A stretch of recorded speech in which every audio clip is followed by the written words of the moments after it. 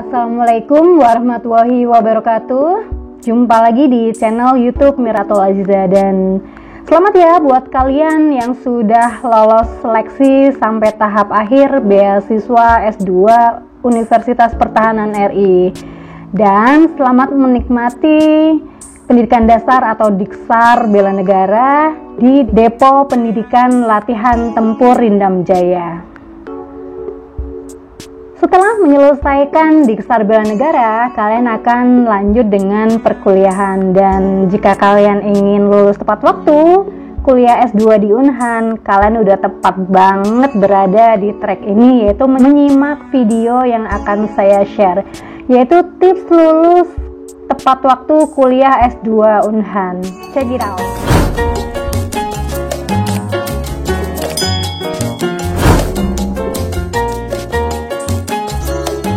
Banyak masih setia menyimak video ini, dan berikut akan saya share tips lulus tepat waktu kuliah S2 Unhan. Siapa sih yang nggak mau lulus tepat waktu? Apalagi biayanya ditanggung oleh beasiswa ya. Pasti kalian semua pengen lulus tepat waktu. Kalau nggak lulus tepat waktu, tentunya akan timbul biaya-biaya lain, dan hal itu juga resiko ditanggung sendiri kalau misalnya dari si pemberi beasiswa itu nggak menanggung biaya tambahan waktu studi. Nah, berikut kiat-kiat atau tips biar kalian bisa lulus tepat waktu. Poin-poin yang akan saya bahas di sini ada beberapa, yaitu satu terkait kehadiran, yang kedua yaitu tugas harian, yang ketiga yaitu tugas tengah semester dan tugas akhir semester. Berikutnya yang keempat adalah tugas akhir, dan yang kelima adalah tulisan ilmiah atau penulisan di jurnal. Poin pertama, kehadiran ini sangat penting banget buat kalian. Jadi saya sarankan kalian selalu hadir di kelas, baik misalnya kelas online maupun sudah mulai offline ya. Jadi kehadiran ini sangat berkontribusi besar untuk nilai kalian juga. Kalaupun ada kondisi khusus yang kalian tidak memungkinkan untuk hadir, sampaikan kepada perangkat kelas kalian, ketua kelas, seksi pendidikan, dan juga staf prodi. Biasanya juga ada maksimal ketidakhadiran, biasanya kurang lebih 25%. Nanti mungkin untuk rulesnya masing-masing prodi ataupun masing-masing tiap tahun, siapa tahu ada perubahan ya, nanti silakan diupdate dengan staf prodi masing-masing. Dan perhatikan juga ya saat kuliah online, jadi kalian harus siapkan waktu khusus untuk mengikuti kelas. Jadi jangan sampai kalian masih di perjalanan ataupun di kendaraan menyimak materi-materi dari para dosen, karena beberapa dari pengajar atau dosen itu kurang berkenan jika mahasiswanya kuliah dalam kondisi tidak fokus, baik itu di perjalanan ataupun mungkin sedang di kendaraan. Yang kedua adalah tugas harian. Nah, ini juga lumayan menyita waktu dan tenaga pikiran kita ya sebagai mahasiswa, dan ini sangat penting banget juga untuk menambah poin-poin nilai kalian baik semester maupun nanti di akhir. Berdasarkan pengalaman saya sendiri, untuk tugas itu setiap hari ada, dan satu hari tidak hanya satu tugas, biasanya lebih dari satu tugas. Jadi memang pintar-pintarnya kita untuk memanajemen waktu. Dan setiap tugas juga ada deadline-nya masing-masing. Jadi sebaiknya kalau tips dari saya, yaitu kalian bikin list atau daftar tugas yang dari yang paling cepat dikumpulkan sampai dengan yang paling akhir. Jadi kita kerjakan yang terlebih dahulu akan dikumpulkan. Oke, pas saat saya untuk kuliah masih online, jadi untuk tugas-tugas pun dikumpulkan hanya berupa soft file, PDF ataupun Word berdasarkan request dari masing-masing dosen. Jadi untuk tugas-tugas tersebut dikompilir dalam media Google Classroom. Nah, itu Google Classroom disiapkan oleh si pendidikan, perangkat kelas.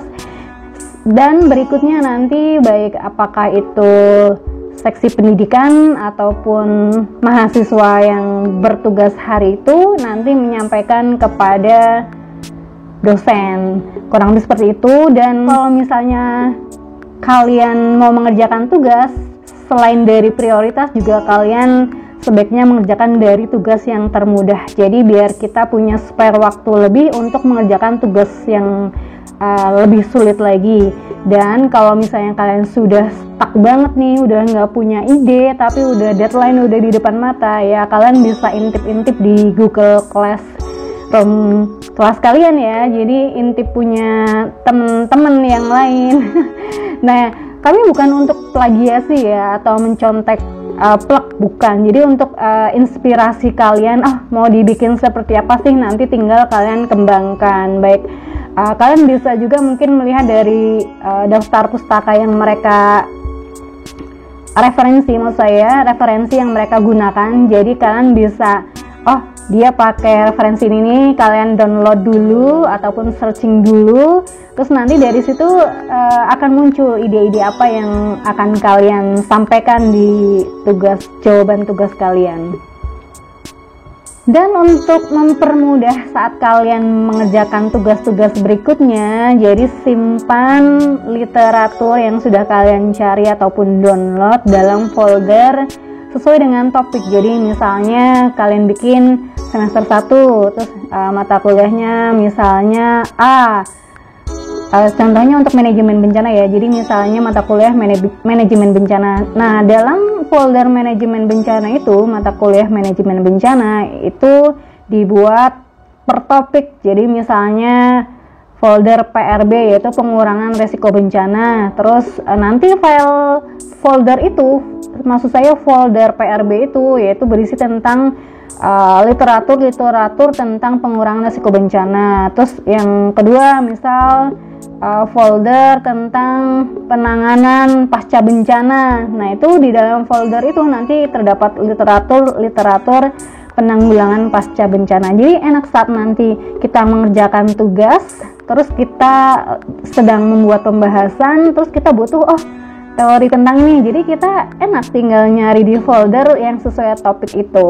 Kurang lebih seperti itu. Jadi jangan dijadikan satu mata kuliah manajemen bencana semua dari A sampai Z ya. Jadi saya kurang menyarankan itu. Jadi lebih baik dibuat per folder sesuai dengan topiknya. Hal itu lumayan menghemat waktu untuk kita kalau misalnya mengerjakan tugas. Jadi kalau misalnya ada yang kurang-kurang, tinggal nambah, kita nyari by internet, baik di jurnal maupun buku-buku yang lain. Sekarang juga banyak ya akses untuk e-book secara gratis. Jujur, saat kemarin saya kuliah itu tugas memang banyak banget, dan sehari nggak cuma satu tugas biasanya. Dan itu pintar-pintarnya kita mengatur waktu. Jadi kita juga harus memanfaatkan waktu luang yang ada. Jadi misal kuliah dari jam 8 pagi sampai dengan jam 4 biasanya ada waktu luang ya, ada jeda waktu. Nah, itu kita manfaatkan waktu jeda tersebut untuk mencicil tugas-tugas yang ada. Dan kalaupun belum selesai, kita lanjutkan malamnya, misalnya setelah makan malam atau setelah sholat isya. Nah, itu biasanya saya mengerjakan sampai dengan lumayan sampai jam 12, kadang juga jam setengah 1, jam 1. Kurang lebih seperti itu. Ya, itu memang prosesnya ya, harus dinikmati. Terus yang ketiga adalah menyelesaikan ujian tengah semester dan ujian akhir semester, dan itu penting banget juga ya. Jadi dipersiapkan dengan matang dan kalian harus mengikuti ujian tersebut sesuai dengan jadwal yang sudah ditentukan. Kalau ini saya nggak terlalu bahas banyak ya, karena memang tugas-tugas tengah semester, maksud saya ujian tengah semester maupun akhir semester biasanya memang juga diambil dari materi-materi dan tugas-tugas yang ada. Poin yang penting banget yaitu adalah salah satunya tugas akhir. Nah, Untuk tugas akhir, saran saya, tips saya adalah siapkan timeline ya. Jadi mulai dari persiapan mencari judul sampai dengan penyusunan proposal tesis, penelitian, dan sidang tesis. Biasanya mahasiswa yang lulus tidak tepat waktu, kuncinya adalah di poin ini, tugas akhir. Jadi mereka kurang bisa memanajemen waktu ataupun kurang memperhitungkan beberapa hal, sehingga mereka akhirnya harus menambah waktu untuk menyelesaikan tugas akhirnya. Jadi kalian sudah tepat banget kalau kalian masih menyimak video sampai di detik ini. Saya akan share tips-tips agar kalian tuh dapat menyelesaikan tugas akhir juga tepat waktu. Seperti yang saya sampaikan tadi, kalian bikin timeline. Penyusunan tesis itu berada di semester 4, yaitu berarti sekitar bulan September sampai dengan Februari.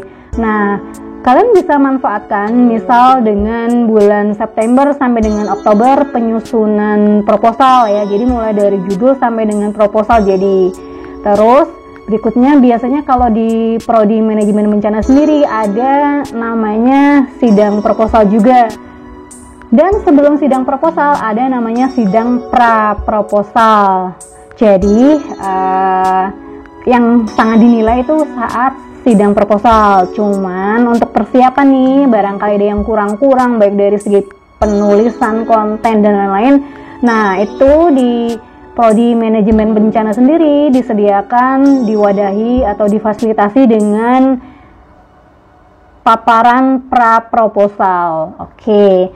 Terus berikutnya dari tadi bulan September sampai dengan Oktober ya. Nah, bulan November kalian optimalkan untuk mengambil data ataupun penelitian ya di lapangan. Nah, ya kalian sambil perhitungan saja apakah 1 bulan cukup atau tidak ya, itu kurang lebih ya, ini gambaran saja. Terus berikutnya untuk bulan tadi November ya, bulan Desember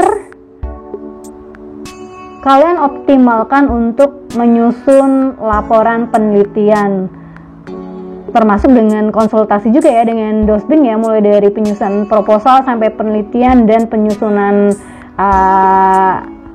laporan. Oke, jadi bulan Januari bisa kalian optimalkan untuk sidang tesis atau sidang hasil penelitian kalian, dan dengan revisi dari baik penguji maupun dari pembimbing. Setelah kalian selesai semua, juga tinggal menyelesaikan ataupun melengkapi persyaratan yudisium. Jadi pas bulan Februari kalian udah tenang, karena biasanya yudisium itu sekitar akhir bulan Februari dan wisuda itu di bulan Maret pertengahan. Nah, itu untuk yang normal. Kalaupun misalnya kepaksanya kalian nggak lulus tepat waktu, itu bisa di bulan Oktober, tapi jangan sampai ya. Mudah-mudahan kalian semua yang menyimak ini semuanya bisa lulus tepat waktu, yaitu di bulan Maret wisudanya.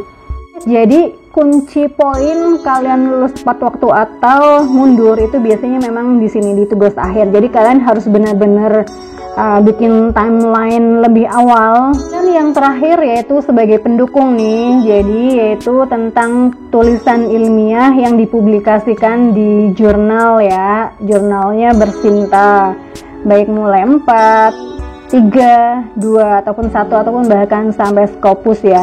Nah, itu kalian bisa mencicil dari sekarang, kalian pengen topik apa, kalau udah punya ide ya bisa sambil browsing, misalnya ada jurnal target kalian, nah itu kalian download template-nya, terus kalian sambil nulis. Terus berikutnya untuk penulis, saran saya itu nama penulis 1 adalah kalian, penulis 2 adalah pembimbing pertama, dan penulis 3 adalah pembimbing ketiga. Itu berdasarkan pengalaman saya, jadi harus mencantumkan pembimbing. Nah, kalau misalnya pembimbing belum tahu, ya mungkin bisa kalian sambil nulis dulu, terus nanti publish-nya nanti setelah kalian ada info siapa nama pembimbing kalian. Untuk jurnal ada 2, yaitu jurnal nasional bereputasi Sinta dan jurnal internasional. Nah, untuk jurnal nasional gampang lah ya, bisa nyari banyak jurnal. Untuk manajemen bencana sendiri juga sudah ada jurnalnya, nanti bisa minta info juga ke staf prodi ataupun pengurus ataupun panitia ya untuk yang pegang jurnalnya. Untuk jurnal internasional khusus untuk manajemen bencana, biasanya setiap tahun ada International Conference Disaster Mitigation and Management yang biasanya diselenggarakan oleh salah satu universitas di Indonesia, dan biasanya Unhan menjadi partner juga.